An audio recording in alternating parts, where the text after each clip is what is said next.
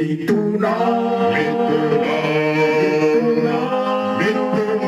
soki ezali kati na mokanda wana te okolela makasi telema olinga yawe motema na yo lelo mpona lobiko na yo.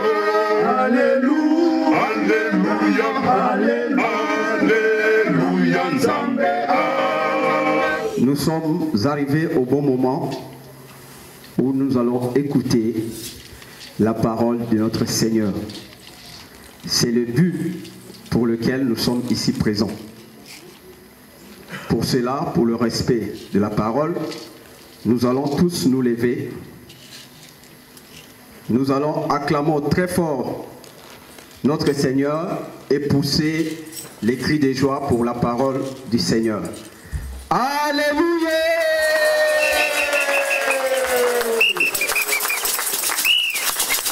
Nous pouvons nous asseoir par le nom puissant de Jésus. Bien-aimés, aujourd'hui, nous allons lire dans 3 livres bibliques. Nous allons commencer par le livre de Genèse 3, 7 à 13. Les yeux de l'un et de l'autre s'ouvrirent. Ils connurent qu'ils étaient nus et ayant cousu de feuilles de figuier, ils s'en firent des ceintures. Alors ils entendirent la voix de l'Éternel Dieu qui parcourait les jardins vers le soir, et l'homme et sa femme se cachèrent loin de la face de l'Éternel Dieu au milieu des arbres du jardin. Mais l'Éternel Dieu appela l'homme et lui dit, « Où es-tu » Il répondit, « J'ai entendu ta voix dans le jardin et j'ai eu peur parce que je suis nu et je me suis caché. » Et l'Éternel Dieu dit, « Qui t'a appris que tu es nu? Est-ce que tu as mangé de l'arbre dont je t'avais défendu de manger ?» L'homme répondit, « La femme que tu as mise auprès de moi m'a donné de l'arbre et j'en ai mangé. » Et l'Éternel Dieu dit à la femme, « Pourquoi as-tu fait cela ?» La femme répondit, « Le serpent m'a séduite et j'en ai mangé. » Alléluia. Jean 2, 13 à 17. La Pâque des Juifs était proche et Jésus monta à Jérusalem.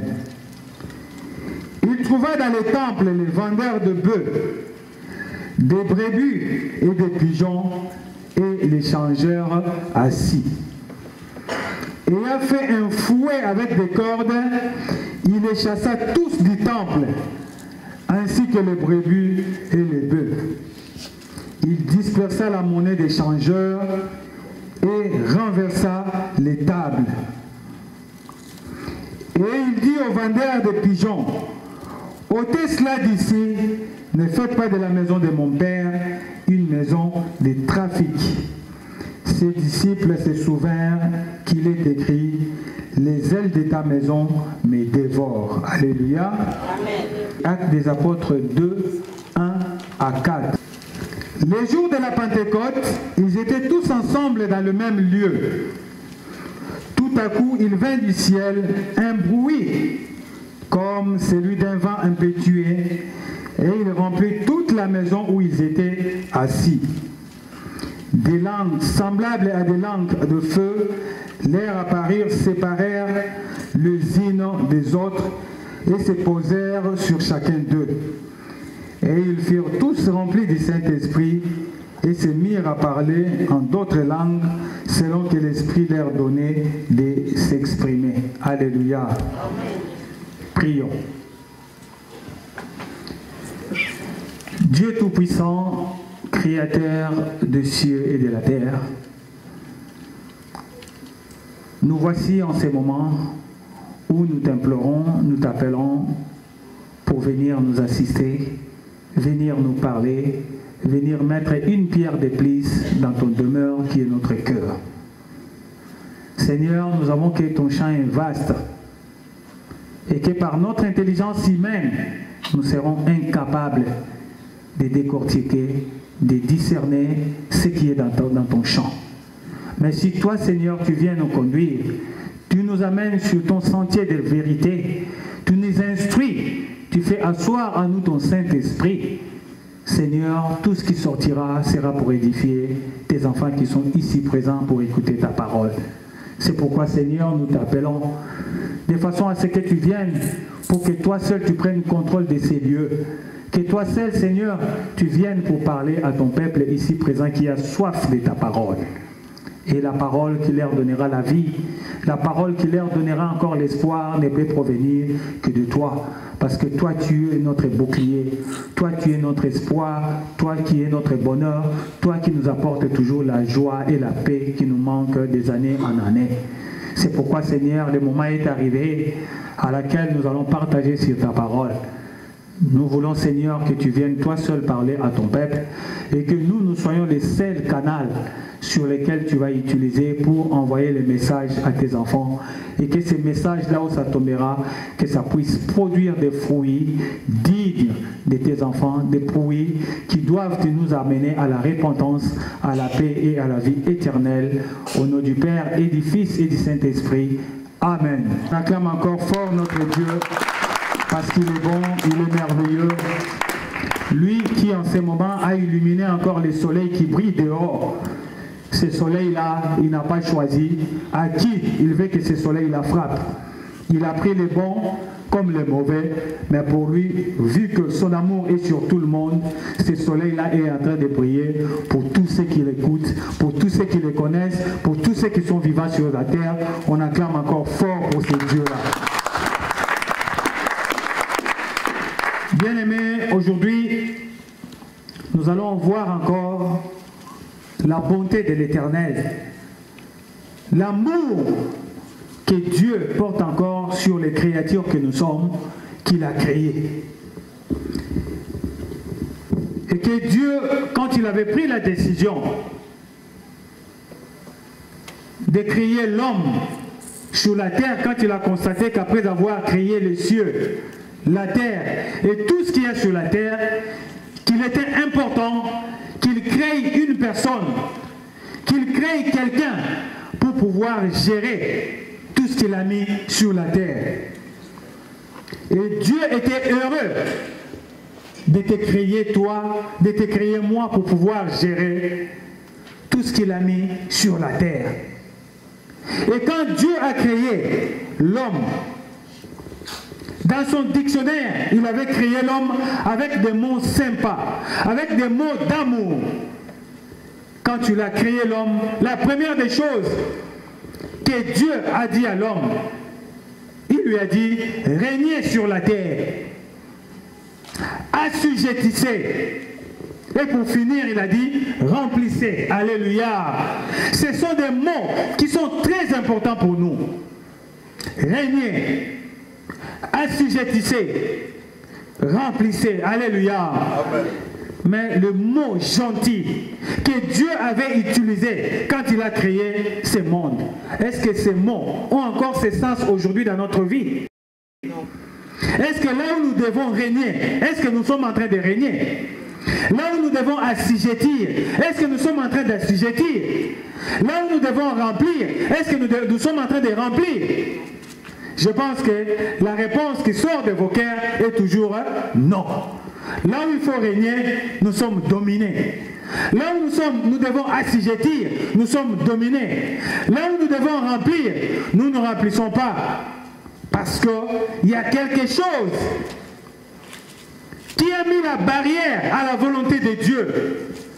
Il y a quelque chose qui a mis un frein à la volonté de Dieu pour que tous les mots qu'il a utilisés pour nous puissent s'accomplir à chacun de nous. Le mot qui a mis la barrière dans cette histoire s'appelle le péché. Le péché est entre autres que la désobéissance à Dieu, la désobéissance au commandement de Dieu, la désobéissance à la volonté de Dieu. Alléluia. La volonté de Dieu, c'était que toi et moi, nous puissions vivre heureux. Que toi et moi, nous puissions vivre en paix sur cette terre. Et que toi et moi, nous puissions jouir de tout ce qu'il a créé sur la terre. Alléluia. Mais à cause des péchés, voilà aujourd'hui là où nous sommes. À cause des péchés, nous n'arrivons pas à vivre le bonheur que Dieu a promis. Nous sommes là tous les jours à pleurer. Nous sommes là tous les jours à se plaindre. Nous sommes là tous les jours à manquer. Nous sommes là tous les jours à ne regarder que nos situations, à vivre dans le désespoir, à se poser des questions. Est-ce que Seigneur, pourquoi moi? Seigneur, pourquoi ceci dans ma vie? Alléluia. Aujourd'hui, la réponse est claire. Tout ce qui nous arrive, c'est parce que nous avons désobéi à Dieu. Mais lorsque nous parlons de la désobéissance, cette désobéissance existe depuis que Dieu a créé le premier homme sur la terre, qui était Adam et Ève. C'est ce que nous avons lu aujourd'hui dans le livre de Genèse. Le livre de Genèse 3 que nous avons lu, nous connaissons l'histoire d'Adam et Ève. Si le diable s'était permis de venir tenter, s'était permis de venir s'aimer ces fruits-là de désolation, s'aimer ces fruits-là de désobéissance à Adam et Ève, parce que le diable est un visionnaire. Parce que le diable savait que quand Dieu a créé l'homme, il a mis en l'homme quelque chose de très important. Et que si lui ne combat pas cette chose-là, l'homme restera éternellement heureux sur la terre. Mais comme nous savons, le but du diable dans la vie de l'homme, c'est quoi? C'est détruire, c'est maudire, c'est semer la désolation partout où il est. Le diable n'a jamais été content que l'homme puisse vivre heureux sur la terre. Pour le diable, son plaisir, c'est que moi et toi, nous puissions souffrir. Et que moi et toi, nous ne puissions pas toucher la bénédiction que Dieu a promis pour toi et moi. Voilà pourquoi Dieu, quand il a créé l'homme, il a mis cette chose-là. Le diable a vu que cette chose-là, s'il le laisse, l'homme sera heureux. La moindre des choses, c'est chercher à détruire cette chose-là. Raison pour laquelle le diable est parti seulement chez l'homme, chercher ce qui était la faiblesse de l'homme pour le faire tomber. Alléluia. Bien-aimés, chacun de nous a une faiblesse. Chacun de nous a quelque chose sur lequel ça lui fait toujours tomber. Et le diable connaît la faiblesse de chacun de nous ici présents. Et chacun de nous ici présents, il connaît aussi en lui-même où se trouve sa faiblesse. Bien-aimé, toi et moi, quelle est ta faiblesse dans la vie? Quelle est cette chose-là qui est ta faiblesse, qui te permet de tomber chaque fois? Quelle est cette chose-là qui chaque fois ne te permet pas d'aller à l'avant avec Dieu? Parce que le diable le sait. Et c'est grâce à cette faiblesse-là que le diable, chaque fois, est en train de te faire tomber, est en train d'entrer dans ta vie. Alléluia. Parce que le diable, il est malin. Le diable est très intelligent. La chose que Dieu a mis en toi, qui combat le diable, que le diable combat dans ta vie, c'est le Saint-Esprit qui est en toi. Alléluia. Quand Dieu nous a tous créés, il a mis au fond de nous un siège, un temple sur lequel chaque fois il doit s'asseoir. Alléluia.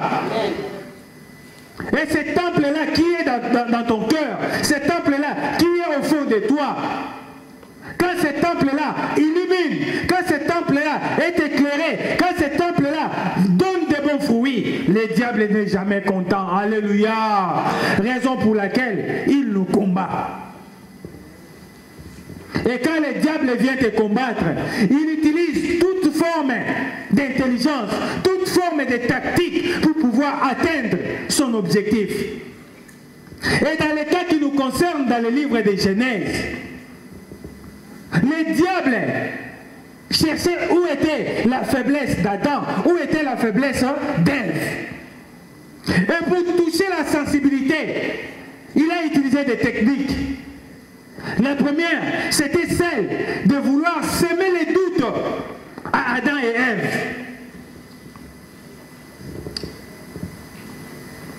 Le livre de Genèse que nous avons lu nous dit que quand le serpent, quand le diable est venu pour parler à Ève, il lui posa la question: est-ce que Dieu a dit réellement que tu ne mangeras pas ou tu ne pourras pas manger de ces fruits? Bien aimé, cette question, c'est une question intelligente que le diable avait posée pour semer les doutes dans le cœur d'Ève. Est-ce que Dieu a dit réellement? Quand on te pose une telle question, ça va te mettre le doute. Si là où il y avait la vérité, tu vas te poser la question: est-ce que ce qu'on m'a dit, c'était vrai ou c'était faux? Aujourd'hui, c'est ce que le diable est en train de faire dans la vie de chacun de nous. Est-ce que Dieu a dit réellement que si tu fais le bien, tu seras béni? Est-ce que Dieu a dit réellement que si toi, tu te conduis d'une manière agréable sur la terre, Dieu te bénira? C'est la question que le diable avait posée à Ève pour semer les doutes dans son cœur. Mais voilà que quand il a semé le doute au cœur d'Ève, il a voulu que Ève puisse douter de la parole de Dieu. Parce que le diable sait que la parole de Dieu, c'est la vie. La parole de Dieu, elle nous sauve. Mais lorsque vous doutez de la parole de Dieu, vous ne serez pas sauvés. Lorsque vous doutez de la parole de Dieu, vous n'aurez pas la vie éternelle. Lorsque vous doutez de la parole de Dieu, vous ne serez pas bénis. Alléluia. Il a voulu semer les doutes dans le cœur d'Ève en lui posant cette question. Semer les doutes qu'il ne croit pas à la parole. Quand il a semé cette doute-là, il a continué à contredire Dieu devant Ève. Il dit: qu'est-ce que Dieu vous a dit? Ève lui dit: non, Dieu nous a dit, si nous mangeons le fruit de cet arbre, nous allons mourir. Le diable dit: non, Dieu c'est un menteur. Si vous mangez le fruit de cet arbre-là, vous ne mourrez pas, mais vous deviendrez intelligent. Vos yeux s'ouvriront et vous deviendrez comme Dieu. Alléluia. Le diable vient de traiter notre Dieu de menteur. Bien-aimés, ne soyons pas fanatiques des choses qui peuvent vous détruire. Ne soyons pas fanatiques des choses sur la terre. Alléluia. Soyons fanatiques de la parole de Dieu. Soyons fanatiques de la vérité. Alléluia. Parce que lorsque vous vivez dans la vérité, vous ne vivrez pas dans la contradiction. Mais lorsque vous vivez dans le mensonge, c'est-à-dire que vous êtes en train de vivre dans la contradiction de la parole de Dieu. Alléluia. Le diable dit: si vous mangez les fruits de cet arbre, vous ne mourrez point. Vous deviendrez intelligents. Vos yeux s'ouvriront. Alléluia. Bien-aimés, quand ils ont mangé seulement ces fruits-là, leurs yeux ont été réellement ouverts. Quand les yeux s'est ouverts, ils se sont rendus compte qu'ils étaient nus. Alléluia. Imaginez-vous, des grands garçons que vous êtes, des grandes femmes que vous êtes, vous retrouvez nus devant les gens. Qu'est-ce qui va vous faire? Vous aurez quoi? Adam et Ève, ils ont eu aussi honte quand ils se sont retrouvés nus. La Bible nous dit, ils ont eu honte, ils ont fui, ils sont partis se cacher. Et là, ils ont fait quoi? Ils ont fait des ceintures avec des pailles pour se cacher. Alléluia. Bien-aimés, le Dieu que nous servons, c'est un Dieu qui est bon, c'est un Dieu qui est généreux, c'est un Dieu qui est bonté, c'est un Dieu qui est amour. Moi, je sais que ce Dieu-là, l'amour qu'il avait en l'homme, en créant l'homme, il était capable de pardonner à l'homme malgré le péché. C'est ce qu'il fait avec nous aujourd'hui aussi. Malgré nos énormes péchés, malgré nos perditions, Dieu continue à nous pardonner. Parce que s'il faut que Dieu compte le péché de chacun de nous ici présents, personne ne mérite de vivre. Mais si nous continuons à vivre, si nous continuons à respirer, parce que ce Dieu-là, il est qui? Amour. L'amour de Dieu était aussi sur Adam et Ève.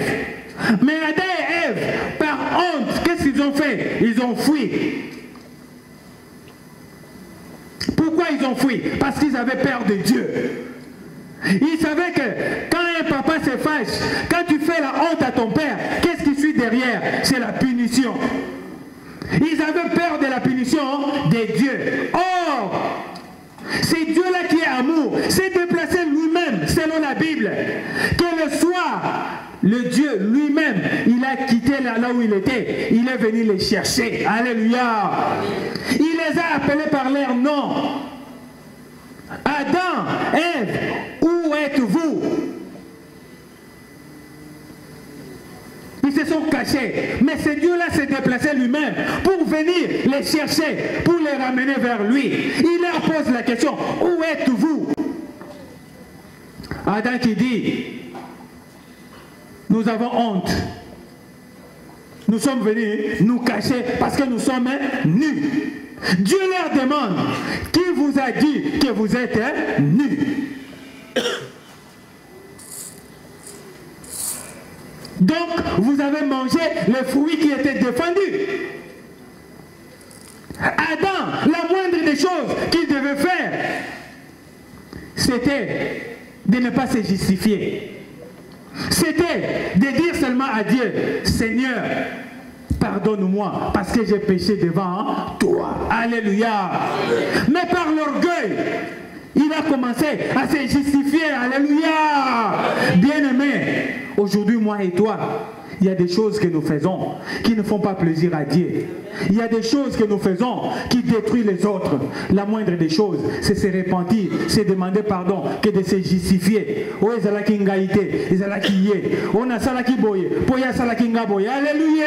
Et qu'est-ce qui dit que ce que tu dis est la vérité? Devant Dieu, la moindre des choses, c'est s'humilier, c'est se rabaisser et demander pardon. Mais toi et moi, le pardon, c'est une chose en or que chacun de nous n'aime pas. Nous sommes aujourd'hui tels que nous sommes parce que nous avons manqué devant Dieu de dire seulement, Seigneur, pardonne-nous parce que nous avons péché. Et voilà les conséquences. Les conséquences aujourd'hui, par le manque de demande de pardon d'Adam et d'Ève, voilà là où nous sommes.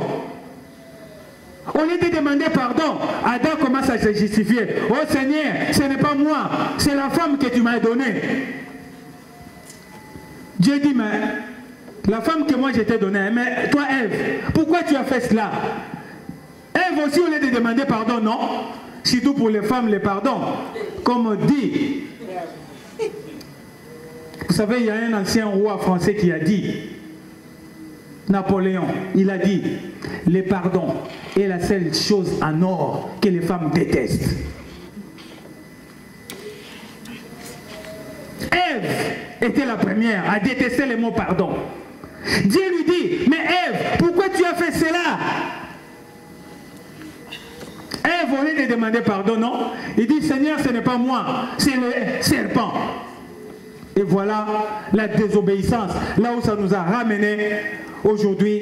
La vérité est que Dieu était prêt à pardonner si devant lui on s'était humilié, si devant lui Adam et Ève avaient toujours se demandé pardon. Parce que ce Dieu-là, il est amour. S'il nous demande de pardonner 77 000 fois, à plus forte raison, pourquoi lui n'allait pas pardonner à celui qui l'a créé avec amour, avec joie. Alléluia.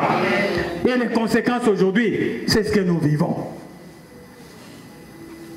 Si le diable était arrivé jusqu'à ce niveau-là, à chercher à détruire l'homme, c'est parce que le diable savait que l'homme égorge en lui quelque chose de très précieux, qui est le temple, comme j'ai dit. C'est pourquoi aujourd'hui, notre thème s'intitule « C'est-tu que tu es ton corps et le temple du Saint-Esprit ?» sais-tu que ton corps est le temple du Saint-Esprit?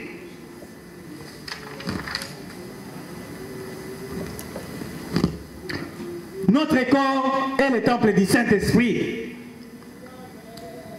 Lorsque nous parlons du temple, le temple est sacré. Le temple, c'est un lieu où les gens vont pour chercher la face de Dieu. Le temple, c'est un lieu de paix. Le temple, c'est un lieu d'amour. Le temple, c'est un lieu de partage. Alléluia. Le temple de Dieu ne peut pas être transformé en un marché. Le temple de Dieu ne peut pas être transformé en un lieu de débauche. Le temple de Dieu ne peut pas être transformé en un lieu de jalousie, de haine et de division. Alléluia. Les temples de Dieu doivent toujours rester saints et sanctifiés. Alléluia. Raison pour laquelle le livre de Hébreux 4:7 nous dit: si vous entendez ma voix, n'endurcissez pas votre cœur. Bien-aimé, la voix de Dieu, c'est quoi? C'est la parole de Dieu qu'on nous donne tous les jours. Lorsque nous avons la parole de Dieu, lorsque nous enseigne tous les jours la parole de Dieu, c'est pour que moi et toi, nous puissions changer. C'est pour que moi et toi, nous puissions comprendre que notre temple doit être renouvelé. Notre temple doit être gardé à chaque fois propre et saint. Raison pour laquelle, aujourd'hui, je vous ai lu aussi le livre de Jean 2. Le livre de Jean 2 nous dit que Jésus-Christ était venu à Jérusalem. Quand il est arrivé à Jérusalem, il est parti directement dans le temple. Il est trouvé dans le temple. Le temple qui était la maison de son père. Le temple qui était un endroit de sanctification. Le temple qui est un endroit où les gens viennent chercher le réconfort. Le temple qui est un endroit où les gens viennent chercher la face de Dieu. Il a trouvé que le temple a été transformé en un marché. Dans le temple, on retrouve les marchands de bois, le marchand de bœufs, les changeurs de monnaie, les marchands de pigeons et autres. Alléluia. Et la Bible nous dit que Jésus-Christ, ayant vu cela, il s'est énervé. Il a fait faire un fouet avec une corde. Il est entré dans le temple. Il a commencé à taper tout le monde, à chasser tout le monde du temple, à renverser même les tables des changeurs. Alléluia. Pourquoi Jésus s'était énervé? Parce qu'on a transformé la maison de son père en un marché. Alléluia. Aujourd'hui, bien-aimé, tu as transformé ton corps, tu as transformé ton cœur à un endroit de malédiction, à un endroit de débauche, à un endroit de honte. Alléluia. Et pourtant, la Bible nous dit, sais-tu pas que ton corps est le temple du Saint-Esprit? 1 Corinthiens 3.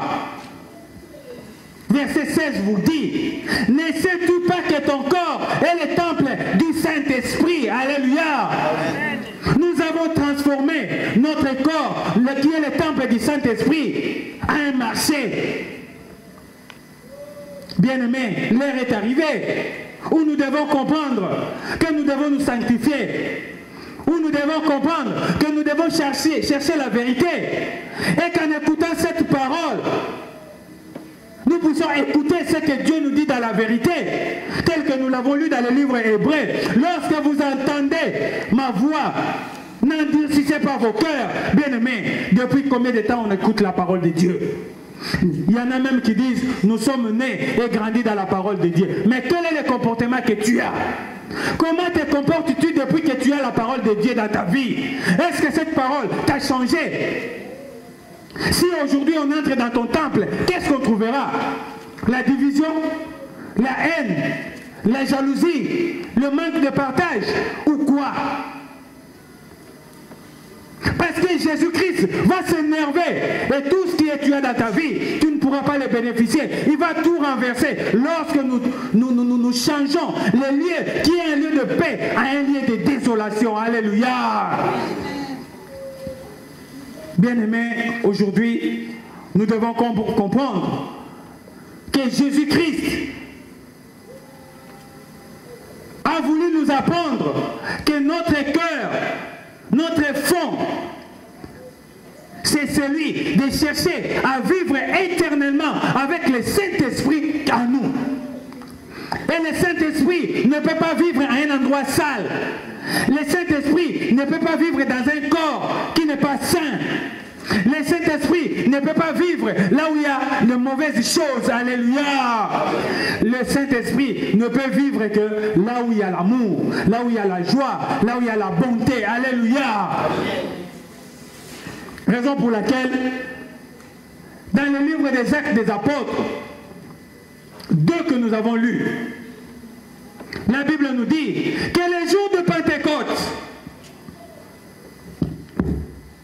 tous les disciples étaient tous assemblés à un seul lieu. Et là où ils se sont assemblés, il y avait un vent impétueux qui s'était abattu. Et il y a le flamme de feu qui est tombé sur tout le monde. Et la Bible nous dit que tous ceux qui étaient là étaient remplis du Saint-Esprit. Alléluia. Pourquoi ils étaient tous remplis du Saint-Esprit? Parce qu'ils étaient préparés. Parce que le temple du Saint-Esprit qui était leur cœur était propre à attendre la venue du Seigneur. Bien-aimés, aujourd'hui, moi et toi, est-ce que sommes-nous saints et que le Saint-Esprit, s'il tombe aujourd'hui, moi et toi, nous puissions bénéficier de ce feu-là? Aujourd'hui, nous n'arrivons pas à bénéficier de ce feu-là, de cette bénédiction-là, parce que notre temple, qui est notre cœur, n'est pas propre. Alléluia. Bien-aimés, purifions-nous. Cherchons la vraie face de Dieu dans la vérité, dans l'amour, alléluia, pour que le jour où l'Esprit Saint va tomber, que ça puisse s'asseoir dans ton cœur et se manifester à travers le monde. On acclame notre Dieu. Il est temps pour nous d'écouter et prendre conscience de la parole de Dieu. Nous ne pouvons pas changer s'il n'y a pas la parole de Dieu. Nous ne pouvons pas changer si on n'écoute pas l'appel du Seigneur. On n'écoute pas la voix de Dieu. Notre vie, ça sera toujours du néant en néant. Alléluia. Mais lorsque nous écoutons la parole de Dieu, lorsque nous écoutons la voix de Dieu, le livre d'Hébreux dit, n'endurcissez pas vos cœurs. Bien aimé, la parole que nous écoutons aujourd'hui, ça doit être une parole qui doit nous changer dans notre vie. Ce que tu fais de mauvais par la parole de Dieu, échange-les pour faire maintenant du bien. Ce que tu fais qui ne plaît pas aux autres, essaye de l'améliorer pour plaire aux autres. Et lorsque tu plais aux autres, c'est que tu plais aussi à Dieu. Alléluia. Mais ça sera dommage pour nous si nous ne faisons pas ce que Dieu nous demande. Alors, le livre des Proverbes 1, verset 24 nous dit, puisque j'appelle et que vous résistez, puisque j'étends ma main et que personne n'y prend garde, puisque vous rejetez tous mes conseils et que vous n'aimez pas mes réprimandes, moi aussi, je rirai quand vous serez dans le malheur, je me moquerai. Alléluia. Voulez-vous que ce Dieu-là puisse se moquer de nous? Voulez-vous que ce Dieu-là puisse rigoler de nous? Parce qu'il est en train de nous appeler, il est en train de nous demander, à chaque fois il pose la question, où es-tu? Quelle est la réponse que tu donneras? Que Seigneur, j'ai honte, je me suis caché parce que j'ai péché. Ou tu diras, oui Seigneur, j'ai péché, mais pardonne-moi, je vais suivre ton chemin. Alléluia. Parce que la Bible nous dit que ne seront bénis que ceux qui sont en train de marcher dans le pas du Seigneur. Alléluia. Psaume 119 que nous avons lu. Le psaume 119, que nous avons lu aujourd'hui, 1 à 6 nous dit, heureux ceux qui sont intègres dans leur voie, qui marchent selon les voies de l'Éternel. Heureux ceux qui gardent mes préceptes, qui cherchent de tout leur cœur, qui ne commettent point d'iniquité et qui marchent dans ses voies. Alléluia. Bien-aimés, l'heure est arrivée où nous devons chercher la face de l'Éternel dans la vérité pour vivre heureux comme il a dit dans les livres des psaumes. Heureux ceux qui cherchent la face de l'Éternel. Heureux ceux qui vivent dans l'intégrité. Heureux ceux qui vivent dans l'amour. Parce qu'il n'y a que ces chemins-là de l'amour, de l'intégrité, de paix qui peut nous amener là où il y a notre bonheur, là où il y a ce que Dieu nous a préparé. Au nom du Père et du Fils et du Saint-Esprit. Amen.